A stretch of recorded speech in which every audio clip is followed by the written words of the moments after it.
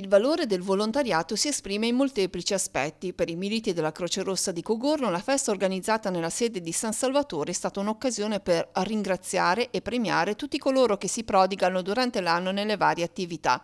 Al tempo stesso è stato un momento di formazione con esercitazioni pratiche e di commemorazione di chi è stato volontario e ora non c'è più, ma continua a vivere nel ricordo. Ricordo a volte mia moglie, la signora, che lei era una persona molto legata all'aiuto agli altri.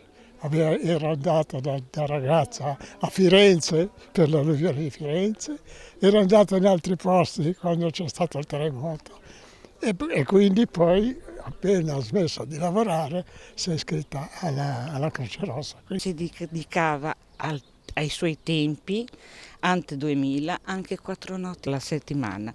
Poi, come aveva detto il Presidente, prima viene la famiglia e poi il volontariato.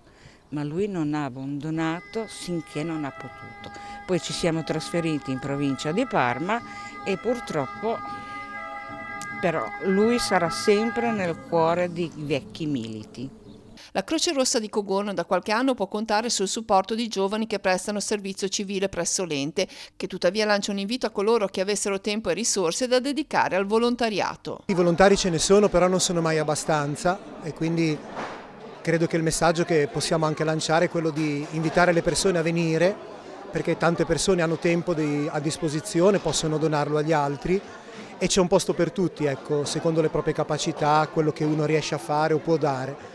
E il volontariato non è mai abbastanza. Ecco. Nel corso della giornata un premio speciale è stato assegnato al presidente del sodalizio Franco Carniglia. Ma sono i 25 anni di carriera da volontario del sodalizio e per me è un onore consegnarli.